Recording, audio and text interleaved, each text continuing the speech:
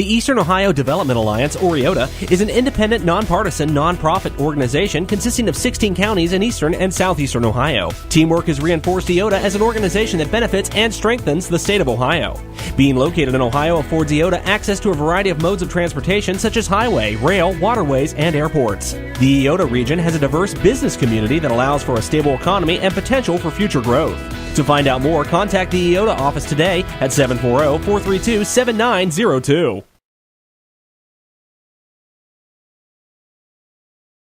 Good. Well, good morning, everyone. Joe's not here today. For those of you who don't know, she's out with another surgery. She's recovering. So, Joe, if you're watching, we love you and we miss it, and we hope you have a fast recovery. See a lot of familiar faces in the room, but for those who might not know who I am, my name is Mike Chadsey. I'm the Director of Public Relations for the Ohio Oil and Gas Association. And today, because I answered my phone, I am your presenter, and I'm also your moderator this morning, thanks to our friend Joe. But today, our session is sponsored by the folks at the Eastern Ohio Development Alliance. And Jim is here. Thank you for that sponsorship, and we'll give Jim a chance to say hello here at the end. But today, I'm presenting a report that I put together with my friend and colleague, Jackie Stewart, over at the Energy in Depth. Some of you, Tracy, may have heard this 2 or 3 times. Others may have heard this as well, too. So it hasn't changed. But for those who haven't, what we did was we went and talked to some county auditors and county treasurers in the top 6 most active shale counties in eastern Ohio and did some public records request. What we asked for is what they called their 240s, their Class 240s, which is where their oil and gas parcels are kept. And what we asked for was the payments that have been made by our members, our oil and gas producers, to those counties in the last 5 years in what is known as the ad valorem, or the property tax that our folks pay. And so I want to go through that this morning, but I also want to throw in a couple of slides about what's going on in the industry. And so those will be my topics to cover today. So let me just jump right in. The list that we always show shows you activity. Of course, your top 10 most active counties. The note that we've been including in the last several months is about Jefferson County. That had been off everybody's radar for quite some time, although we're seeing folks like Ascent and others explore their acreage in Jefferson County. So that's slowly ticking up the list. As note, of course, Carroll County continues to lead that as they always have. Then the next, of course, is the most active producers here in Ohio. Eclipse is really starting to move up that list because they're leasing a bunch of acreage in what is known as the Wayne National Forest, particularly in Monroe County, but mostly all over eastern Ohio. And then, of course, your wells permitted, wells drilled, producing, and rigs operating. We're up to 20, 21, 22. That list continues to hover around that number as folks start to trickle back into Ohio. That's certainly not where we were, the high of 59 back in 14, but it's better than where we were last year. And so all signs are pointing to a good recovery and the beginning of that here in 2017. Additionally, I want to give you an update on some of the pipeline investments. Of course, the big news is Rover. They have cut down every tree that they could, and I think they've done what they needed to do to be in by the deadline of the end of last month for their route because of the bat migration and hibernation and mating season, all the other bat issues they have to worry about. So luckily the folks at Rover who have gone through their process. So if you've driven around Monroe County or Harrison County, you see all their equipment out, and they're starting to get that pipeline going. So our producers are very excited and anxious to get that one up and running, as that's huge takeaway capacity for the producers in the region. So here's the other ones. Nexus, that one has not got their federal certificate yet from FERC.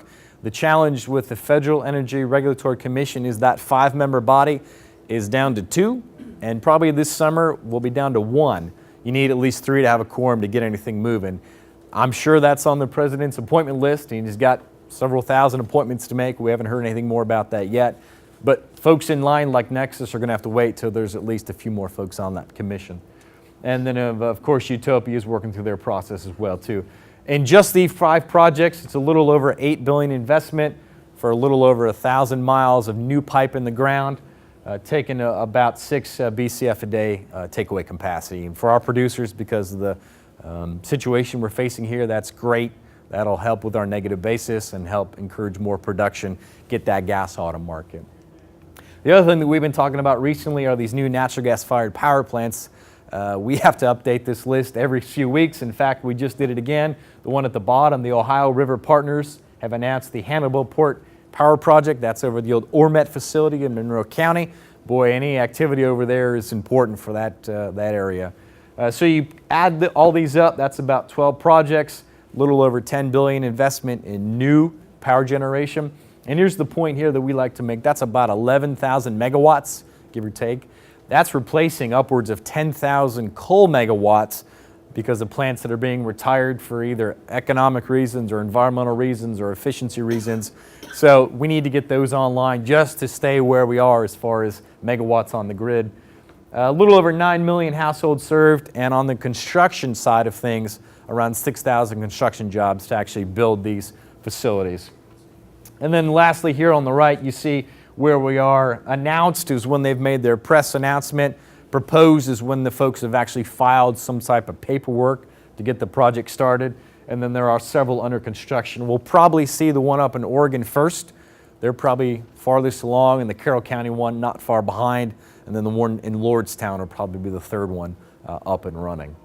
So we're pretty excited about all these too as well, because it's a huge end user of natural gas. Pipelines is one scenario, one solution, if you will.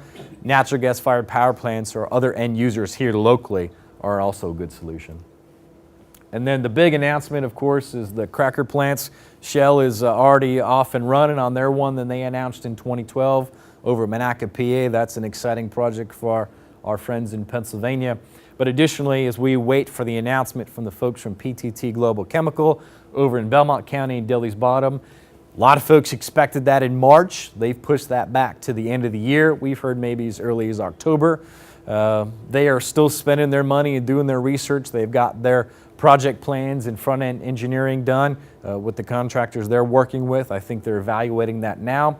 In a $5 billion project, you certainly don't make that decision overnight. So we're anxiously awaiting that. But you just put these three projects together. That's about $15 billion of new investment. 12+ thousand construction jobs and 1,000+ permanent jobs to actually keep these things up and running. And as big as these projects are going to be, it's what's exciting. What comes out of the tail end of that facility is what's so exciting, because that would spur all the other manufacturing, because the feedstock that comes out of these facilities, like these plastic pellets is one example. You can basically mold that into anything, many of the very things that you see in this room. So that's what's really exciting about the cracker plants. We have a little bit of a chicken and an egg. You need ethane. A lot of our guys aren't chasing ethane right now because there's nowhere to put it except in a pipeline to the Gulf Coast. And because of the price that you can get for that, you're actually going to lose money out and to drill for it, bring it to the surface, process it, and ship it. And so these guys are waiting for folks to produce ethane. Our guys are waiting for these to build a cracker plant. Hopefully we can get that worked out and both pursue ethane. What's great about that is that when these things get up and running, that really puts places like Guernsey and Noble County really much more active and in the play because of that wet gas window that you mostly find yourselves in here in Guernsey County. Lastly, on this issue, before we delve into the report that I referenced earlier, for those of you that haven't watched it, Jerry James was here just a number of weeks and months ago presenting what is known as the Shell Crescent. And it's in a group of folks, all volunteer, that have been put together out of the Marietta area.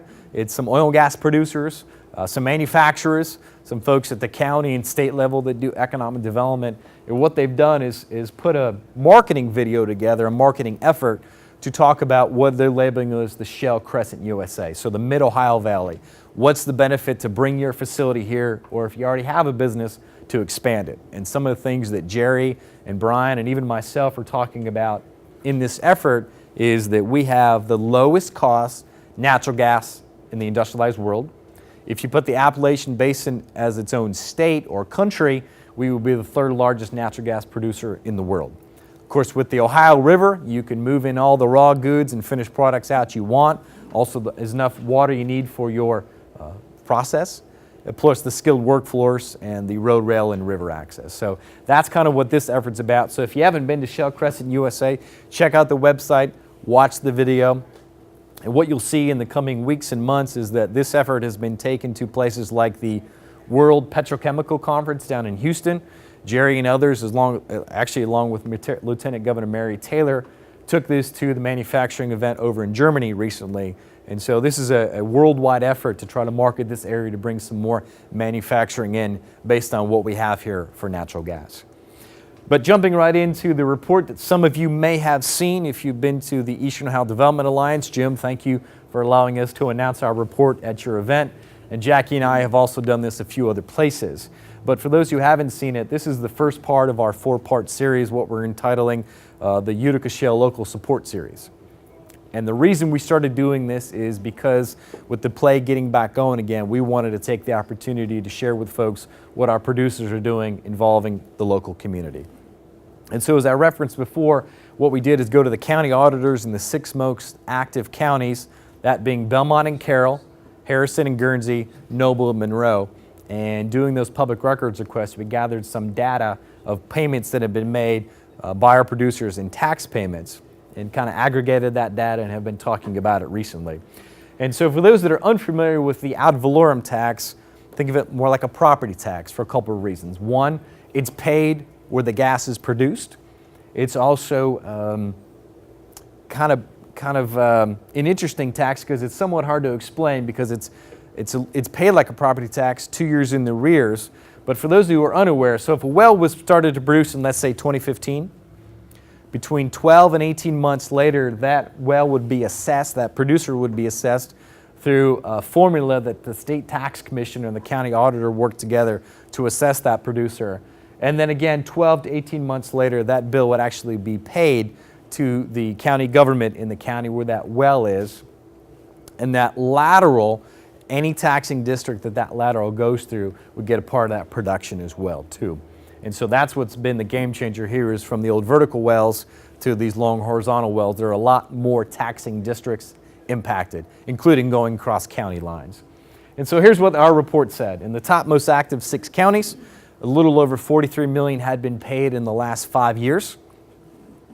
And we did some projections based on production happening today because you can go out 2 years, you can look at today's productions and figure out what that county government will be paid based on today's production. So conservatively, we estimate those 6 counties in the next 10 years will get somewhere between $200 and $250 million. 100% of this money stays local. None of it goes to the state or federal government.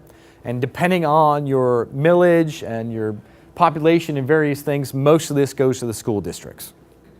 And so jumping right in, so taking charts like this that you folks have seen, the production numbers, of course, starting to really ramp up in 13 and 14. And that's part of the reason why we did this report this year, is now we can finally look back 2 years to that 15 and 14 production where we really started to have activity and we finally see some good numbers coming into county auditors' offices. And so you can kind of see that blue line there, that's all counties, and then it breaks down Belmont all the way down to Noble County. And you can clearly see that even though our oil and gas traditional producers, the legacy producers here in town, like Dave Hill and others, have been paying this tax for 40 years, it really wasn't amounting to much until shale production really hit because of the volumes that these wells are producing. And so just as an example, what we found is we started to pour through the data a little bit. It turns out that this tax could be anywhere between 20 to 24% of the actual property tax paid in that particular jurisdiction as a county, as an example. And so going back to what I mentioned a minute ago about doing some productions, you can take whether it's EIA data or the State Department of Natural Resources data, and you can look at what our producers are reporting today or last year. And if you're a county auditor or a county treasurer or somebody at the local level, can look out and do some simple budgeting based on that production that's reported today using the formula from the State Tax Commissioner's office. And so in the report that is both on the Ohio Oil and Gas Association's website as well as Energy in Depth, you'll see a couple different charts. You'll see the production, again, going from 2010 to 2015, broken down into oil and gas, and then the overall property tax that had been paid through that ad valorem. And then we've put it into some charts as well, too. So Belmont County had a really great year in 14, but really in 2015 when Belmont County, and even today, Belmont County is probably the most active county in the Utica Shale play. Of course, Carroll, they're the ones that got this whole thing kicked off with Chesapeake in 2010. They had production in 11 when most didn't, in just as far as shale gas is concerned. And just like everybody else, 14 and then really 15 was their banner year. Guernsey County, take a minute here on this one. No shale oil or gas produced or reported in 10 and 11. Started to trickle in 12 and 13. And just like everybody else, 2015 was their best year.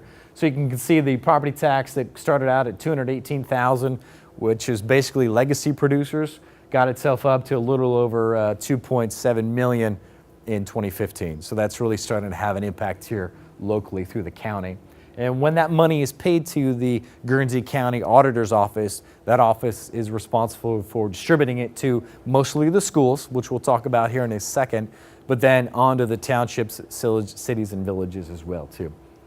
And then rounding out the list, Harrison County, a great year in 2015, almost $8 million in paid in property tax.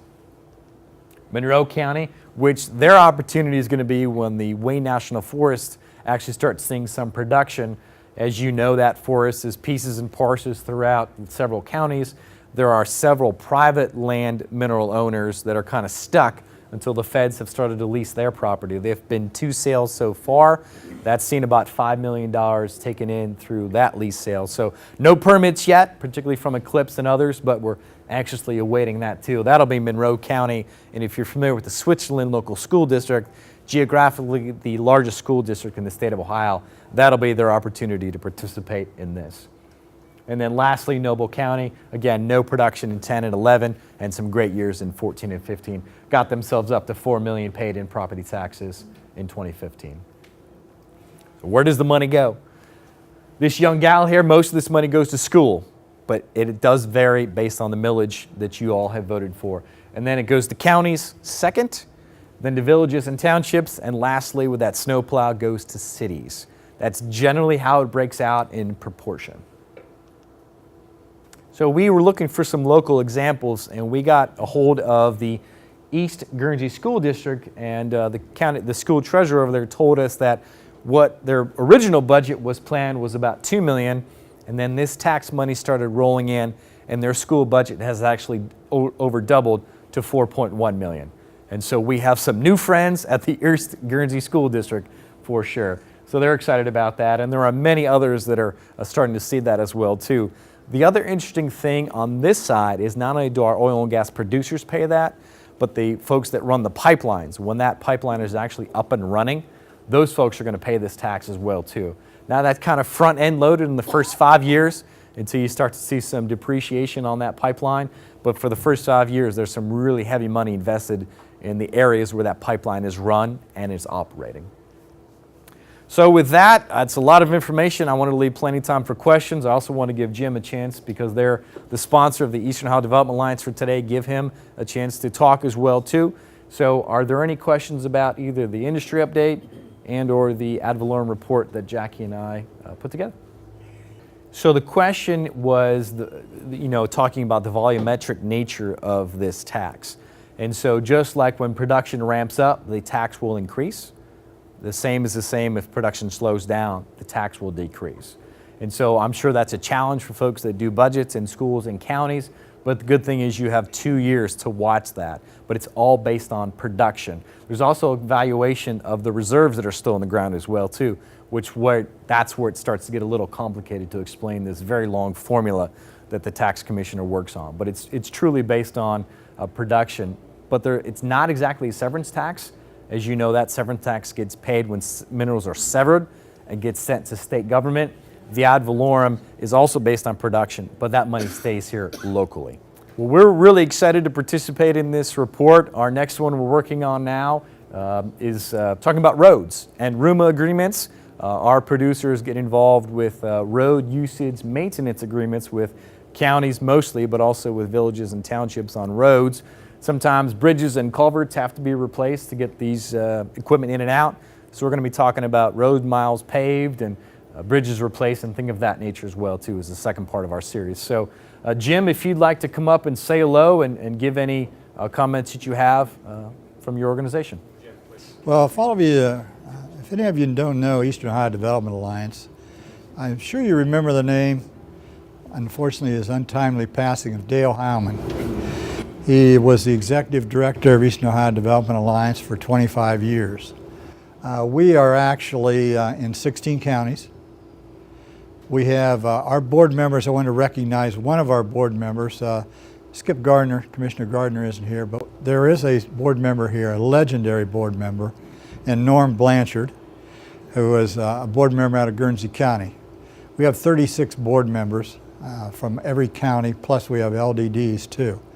And also I'd like to recognize one of our major contributors, Dominion Energy, Tracy Stevens. But we were happy to do this. We were the one that initially asked Mike and Jackie to put it together in one of our meetings in February.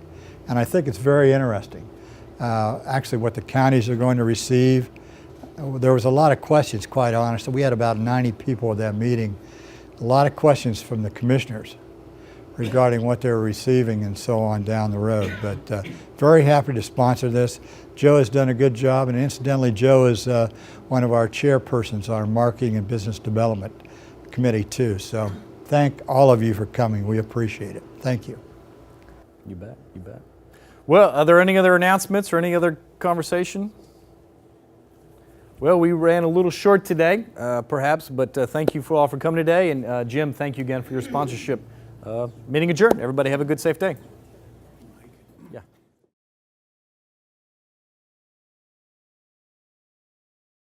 The Eastern Ohio Development Alliance, or OOGA, is an independent, nonpartisan, nonprofit organization consisting of 16 counties in eastern and southeastern Ohio. Teamwork has reinforced OOGA as an organization that benefits and strengthens the state of Ohio. Being located in Ohio affords OOGA access to a variety of modes of transportation such as highway, rail, waterways, and airports. The OOGA region has a diverse business community that allows for a stable economy and potential for future growth. To find out more, contact the OOGA office today at 740-432-7902.